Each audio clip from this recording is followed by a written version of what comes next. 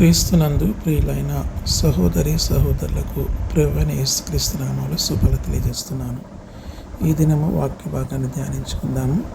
యోహాను సువార్త 6వ అధ్యాయము 1 నుంచి 21 వచనాల్ని చదువుకుందాము. అటు తర్వాత యేసు తిబెరియా సముద్రము అనగా గలిలయ సముద్రము దాటి అద్దరికి వెళ్ళెను. రోగులు ఎడల ఆయన చేసిన సూచక క్రియలను చూచి బహుజనులు ఆయనను వెంబడించిరి. యేసు కొండ ఎక్కి అక్కడ తన శిష్యులతో కూడా కూర్చుండెను. అప్పుడు పస్కా అను యూదుల పండుగ సమీపించెను. కాబట్టి యేసు కన్నులెత్తి బహుజనులు తన యొద్దకు వచ్చుట చూచి, వీరు భుజించుటకు ఎక్కడ నుండి రొట్టెలు కొని తెప్పింతుమని ఫిలిప్పునడిగెను. గాని ఏమి చేయనయుండెనో తానే ఎరిగి యుండి అతనిని పరీక్షించుటకు అలాగడిగెను. అందుకు ఫిలిప్పు, వారిలో ప్రతి వాడును కొంచెము పుచ్చుకుంటుకైనను 200 దేనారముల రొట్టెలు చాలవని ఆయనతో చెప్పాను.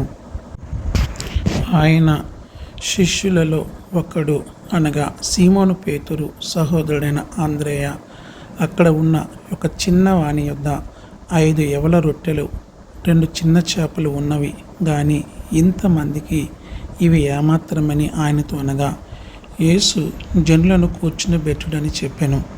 ఆ చోట చాలా పచ్చిక ఉండెను గనుక లెక్కకు ఇంచుమించు 5,000 మంది పురుషులు కూర్చుండిరి. యేసు ఆ రొట్టెలు పట్టుకొని కృతజ్ఞతాస్తుతులు చెల్లించి కూర్చున్న వారికి వడ్డించెను. అలాగున చేపలు కూడా వారికి ఇష్టమైనంత మట్టుగా వడ్డించెను.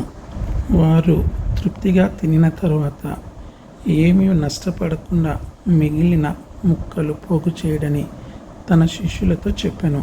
కాబట్టి వారు భుజించిన తరువాత వారి యొద్ద మిగిలిన 5 యవలు రొట్టెలు ముక్కలు పోగు చేసి 12 గంపలు నింపిరి. మనుష్యులు యేసు చేసిన సూచన క్రియను చూచి, నిజంగా ఈ లోకమునకు రాబో ప్రవక్త ఈయన అని చెప్పుకొనిరి. రాజుగా చేయుటకు వారు వచ్చి తను బలవంతముగా పట్టుకొనబోచున్నారని యేసు ఎరిగి మరలా కొండకు ఒంటరిగా వెళ్ళెను.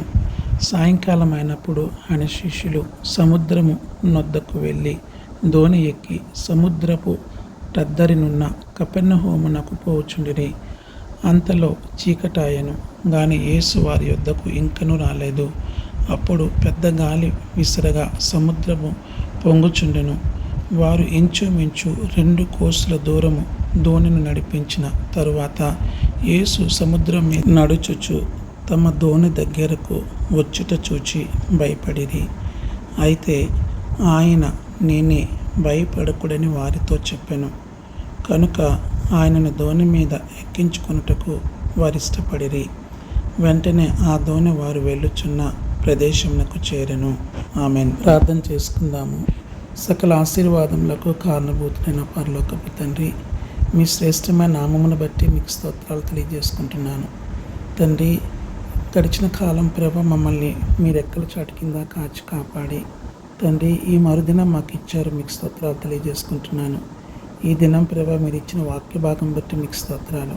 నాయన, ఈ వాక్య భాగం ఎంతమంది అయితే ప్రభ నాయన విని ఉన్నారో వారి హృదయాలను ప్రభ నీ యొక్క ఆత్మతో నింపి వారి ప్రతి అవసరం తీర్చండి. వారి ఉద్యోగాలు దీవించండి. వారి సంతానాన్ని ప్రభ అన్ని విధాలుగా ఎదుగుదల దయచేయండి. ప్రభ వారి అక్కర్లు తీర్చండి. వారి కుడి చేయి వాడించండి.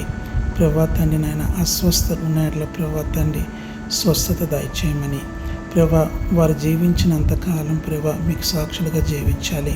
ప్రభ వారి వాక్యాన్ని ధ్యానిస్తున్నప్పుడు తండ్రి పరిశుద్ధాత్మదేవ ఈ వాక్యములను కూడా అర్థాన్ని వారితో మాట్లాడి వాక్యపు వెలుగులో నడిపించమని నాయన ఈ దినపదేవులతో సాగనంపమని యేసయ్య పరిశుద్ధ నామములో ఈ మనవులు అడిగి వేడుకొంచున్నాను పరలోకపు తండ్రి. ఆమెన్. పరమ తండ్రి అయిన ప్రేమయు యేసుక్రీస్తు వారి కృపా కనికరమును పరిశుద్ధాత్మ దేవుని కన్నుల సహవాసము నిత్య సన్నిధి నిత్య కాపుదల ఇప్పుడు ఎల్లప్పుడూ శరవించిన మనందరితోటను సదాకాలం ఉండి వర్ధిల్లింపజేసి నడిపించునుగాక. ఆమెన్.